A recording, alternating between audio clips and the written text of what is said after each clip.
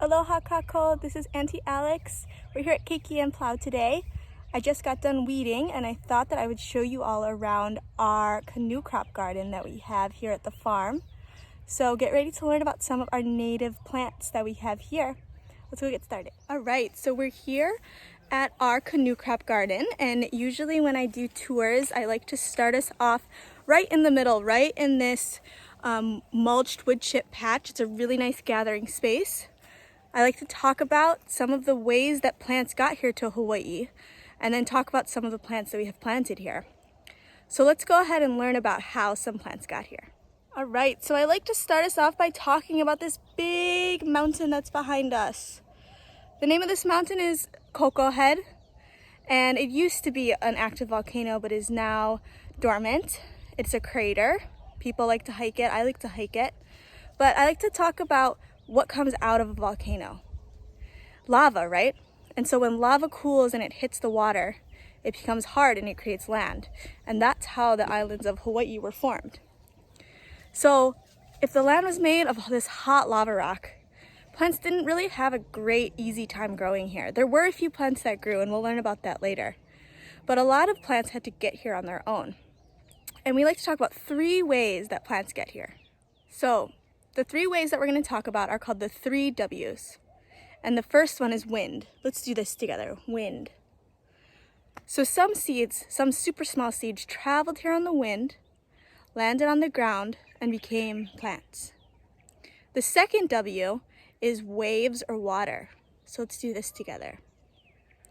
So some plants traveled on waves in the ocean and landed on our islands and became the plants that we know on Hawaii here today. And then the third W is, can you guess it? It's wings. So some plants got here by birds. So a bird would eat a fruit, like maybe a papaya. The seed goes into their belly. And what happens after you eat and you're nice and full? That's right, you poop. And in the poop is this seed that gets planted on the ground and grows into a plant. So some bird might have been flying over Hawaii and thought, oh man, I had a really big lunch. I have to poop. And out came a seed, and they were a farmer and they didn't even really realize it. But there's a 4th way that plants got here, and this way is super important. And this is by people. So a long, long time ago, Polynesian voyagers came over on their canoes and brought with them plants that were important. They were either important for medicine or food or building or dyeing stuff. And they brought them with them because they knew they were traveling to a new place and knew that they would need these staple foods and staple plants. So we call them canoe crops. Can we all say canoe crops together? Canoe crops. So what we've done in our canoe crop garden is planted a lot of these canoe crops. And we're gonna go around today and talk about all of them and do a little Alelo Hawaii language lesson and just talk about what their English names are and what their Hawaiian names are. So the first plant we're gonna talk about is this one right here. This tree is right in the front when you walk in, right by our welcome booth. Does anyone know what it is? If you look very closely, you can see these fruits forming. That's right, this is a banana tree. And right here is the banana blossom. The Hawaiian word for banana is mai'a. Can we say it together? 1, 2, 3. Mai'a. Here's a fun fact about bananas, or mai'a. We think of bananas as fruit, but they're actually berries. And the tree itself is not actually a tree. It has a false stem. It's actually an herbaceous tree. It's an herb. All right, so we're walking away from our mai'a. We're coming through the mulched pathway, and we're coming up to this plant right here. Does anyone know what this is? I'll give you a hint. Let's look at the ground. I bet you all see what that is. That's right, this is a coconut. The Hawaiian word for coconut is niu. Let's say it together. 1, 2, 3. Niu. And this is a plant that probably got here by the second W, which is waves or water. It traveled here on the water currents and landed in Hawaii and became a very, very important and popular tree here in Hawaii. Here's some interesting fact about the coconut or the niu. The reason it's named what it is Portuguese thought that the 3 holes on the shell looked like a face. So they named it coco, which means grinning or smiling face. The word nut was added in English later on. And the coconut here in Hawaii and in many other places is super vital and super important. You can drink the water or eat the meat or use the husk to build and weave things. Okay, so we're walking away from our niu and going towards this tree right here. This tree has gotten really big recently. If you've been here before, you probably remember it's a super small tree.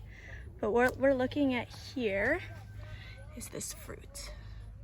This fruit right here is the Indian mulberry, or most people probably know it as noni. Can we say that together? 1, 2, 3. Noni. So the noni is a super crazy looking fruit. It has all these like little eyes on it, and when it falls to the ground, it gets really, really squishy and pretty stinky.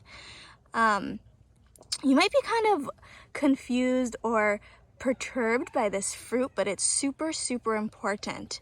It's super useful in medicine, and a lot of people use it as a juice or make a vinegar out of it. The benefits of the noni are, there's so many. It's good for antioxidants, it's anti-inflammatory, it helps you heal your wounds on your body. And even though it's really crazy looking, it's super, super good for you. Okay, so we're walking away from our noni tree, our Indian mulberry, and we're coming over here by these beautiful big heart-shaped leaves. And I'm sure most of you know what this is, so let's say it all together on the count of 3. Ready? 1, 2, 3. Kalo. So here in Hawaii, we know this plant is kalo, and most of us know it as kalo. In English, the word is taro. We use it for a lot of different things. We use it to make poi. We use the lau or the leaves to make luau stew and lau lau.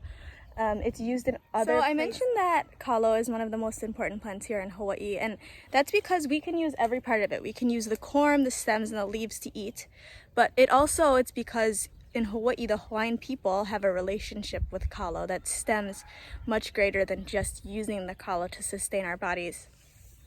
Kalo is considered the older brother here. It was the older brother of the first Hawaiian person, Haloa. So we always remember Kalo as the older brother. And that helps us stay connected to our aina and to our land, and to make sure we are stewards and practicing aloha aina. All right, so we're gonna move on with our tour. We just talked about these beautiful Kalo plants here. We're gonna keep walking up this mulch path here, and we're gonna see these viney leaves on the ground. Does anyone know what these are? I'll give you a hint. The thing that it produces that most people enjoy grows underground. It's often purple, and it's pretty sweet. So underneath here is sweet potato. Growing somewhere underneath these vines is sweet potato. The Hawaiian word is uala. Let's say that together. 1, 2, 3. Uala. So one fun fact about uala is that not only can you eat the potatoes that grow underground, but you can also eat these really beautiful leaves. And they taste a lot like spinach. You can kind of cook them just like spinach. You can also eat the stemmy part that the leaves attach to the vine with. So just kind of like kalo, not only can you eat the root of it, the sweet potato itself, you can also eat part of the stem as well as the leaf. All right, we just checked out our uala. We have some more maya trees growing here, or maya herbs, I should say. We're gonna keep going and look at this beautiful, beautiful tree we have right in the middle of our canoe crop garden. And this doesn't have any fruit growing on it yet, but this grows a really amazing, really delicious fruit called breadfruit. And the Hawaiian word for this is ulu. Let's say that together. 1, 2, 3. Ulu. So ulu is one of my favorite canoe crops that we have here in Hawaii. Once this tree produces fruit, which hopefully it will soon, maybe in the next year or so, it grows these big, like almost like the shape of my head fruits that look kind of scaly on the outside. And I love this because I love potatoes.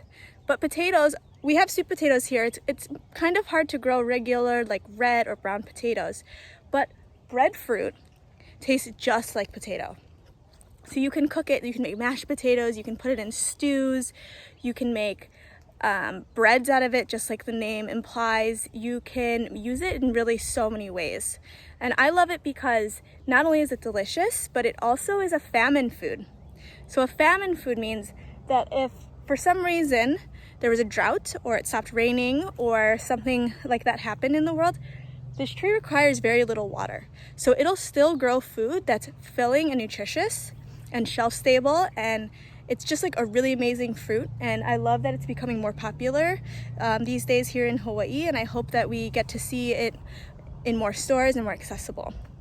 So we love you, ulu. Right, so we just checked out our beautiful ulu tree. We're gonna keep walking down the path here. We have some more beautiful kalo. Look how beautiful these purple stems are. And we're right back where we started. All right, so we're at the end of our tour. Really quickly before we kind of wrap up, I would love to just go over some of the things that we learned about today. So really quickly, we learned about the banana or the mai'a, very good. We learned about the coconut or the niu, very good. We learned about the Indian mulberry, or that was that crazy looking fruit. The noni, very good. We learned about taro or kalo, awesome. We learned about our sweet potato or our uwala. And then we learned about my favorite one, the breadfruit or the ulu. Awesome. I hope you guys learned a little bit today. All right, friends, mahalo for listening and watching this video. I hope you learned a little bit on our tour of our Canoe Crop Garden. I had a really amazing time showing you around. This place is really important to us at Keiki and Plow because it reminds us of where we are. It reminds us of this aina that we're taking care of and this place that we're living. And I find it to be a very peaceful place. So next time you're here at Keiki and Plow, please feel free to do the little loop around the Canoe Crop Garden. Feel free to ask us any questions. Mahalo again, and we hope to see you soon.